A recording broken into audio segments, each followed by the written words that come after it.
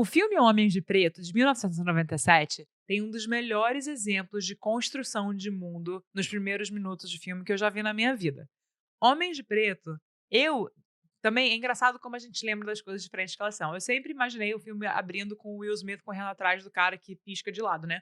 Mas não, antes disso, tem uma cena, tem uma cena não, uma sequência, são algumas cenas de aproximadamente 10 minutos, aonde a gente vê todas as regras do mundo sendo estabelecidas. A gente vê um caminhão com pessoas tentando atravessar a fronteira para os Estados Unidos, sendo parados pela imigração. Nisso chega o carro do Tommy Lee Jones, ele encontra um cara que não fala espanhol, esse cara acaba sendo um ET, esse ET rola uma briga lá entre eles, os policiais da imigração assistem, rola uma confusão geral e o Tommy Lee Jones acaba apagando a memória de todo mundo. Nesses 10 minutos, em ação e conflito e comédia, a gente aprende todas as regras que a gente precisa saber de Homens de Preto, que é o mundo como a gente vê ele, né, eu e você, mas nesse mundo existem ETs, esses ETs vivem disfarçados de seres humanos, existe uma organização secreta que mantém esse equilíbrio entre ETs e humanos, e não só isso, eles têm a capacidade de apagar a memória de todo mundo. Isso é feito em 10 minutos de uma forma magistral, maravilhosa. Super recomendo vocês assistirem.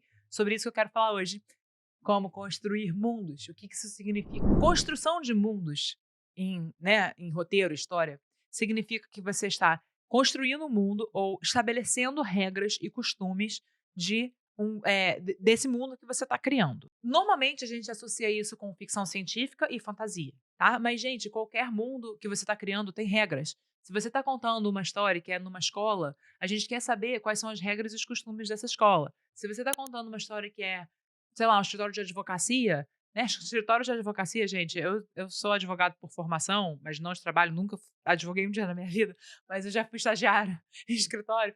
Escritório de advocacia é um mundo paralelo, ele tem suas próprias regras, seus próprios costumes. Então, mesmo se você está contando uma história que é Brasil 2023, vão ter suas próprias regras e costumes. Mas hoje a gente vai falar desse conceito mais geral, que é esse conceito de construir um mundo imaginário, um mundo fictício. Então, vamos pensar nisso. Primeira coisa, especificidade. Especificidade. Palavra difícil de falar pra caramba. Seja específico na construção do seu mundo. Se você vai fazer um mundo imaginário, se você está brincando com esse gênero de fantasia e de ficção científica, tira um tempo do seu processo criativo para construir esse mundo, para elencar suas regras. Talvez você tenha que fazer pesquisa. Não só isso, seja consistente. Na hora que você estabelece uma regra, essa regra tem que ser respeitada para o resto da sua história.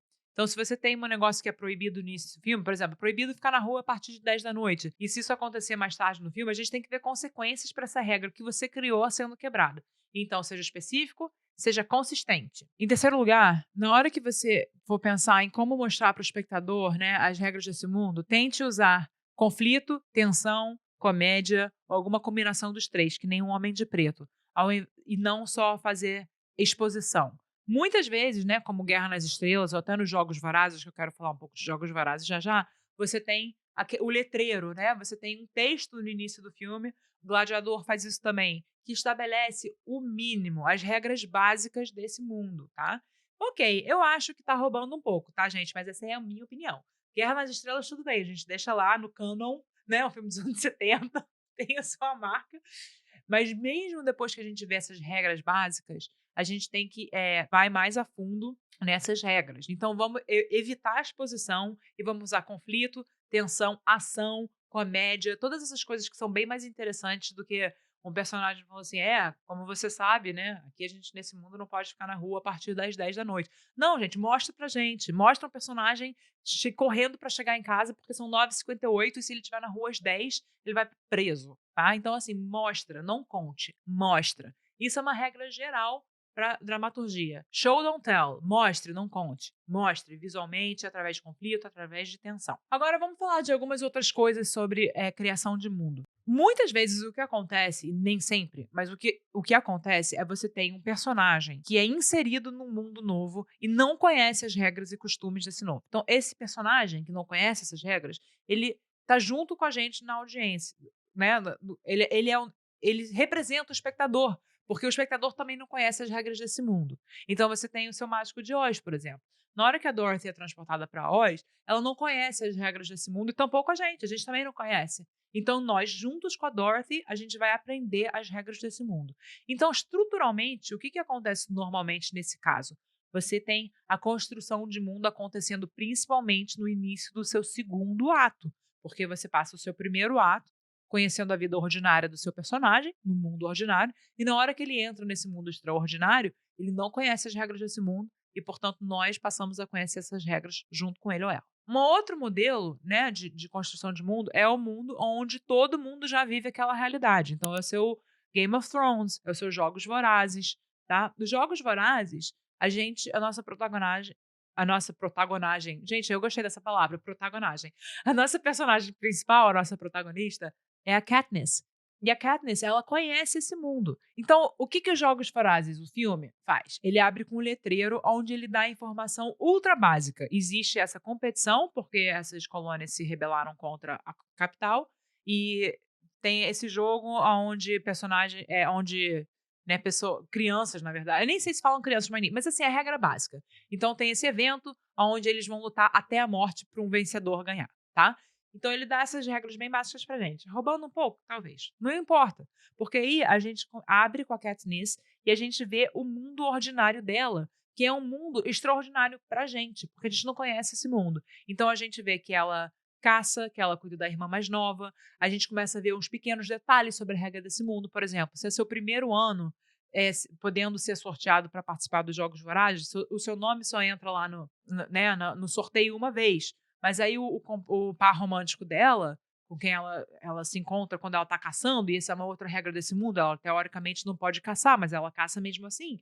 A gente vê que o nome dele já tá no sorteio 40 e tantas vezes. Então a gente vê que tem diferença com idade, talvez até como punição.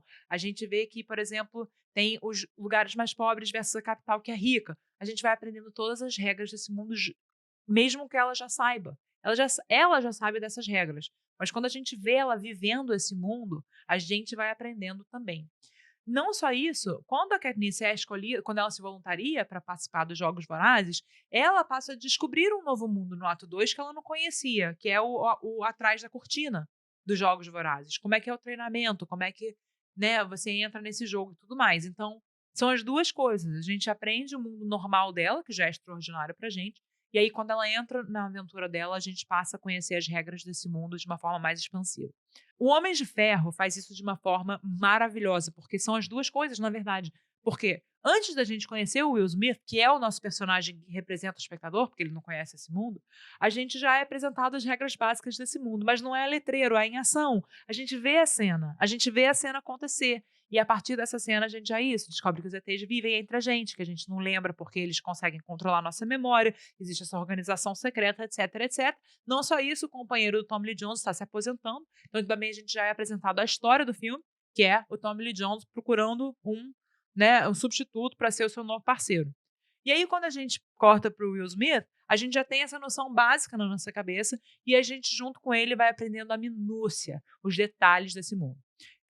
A última coisa que eu vou falar, gente, é o seguinte: o que mais importa é a sua história, são os seus personagens, tá? O mundo, ele é o pano de fundo para melhorar o seu contexto, para trazer mais cor e textura para sua história, mas a história é rei, a história é rainha, a história é o que importa. No Last of Us, né, que foi um fenômeno agora que acabou de acabar, o que a gente importa? Gente, a gente se importa com aqueles dois, com Pedro Pascal e a Bella Ramsey chegando no lugar X em segurança. É isso que a gente quer.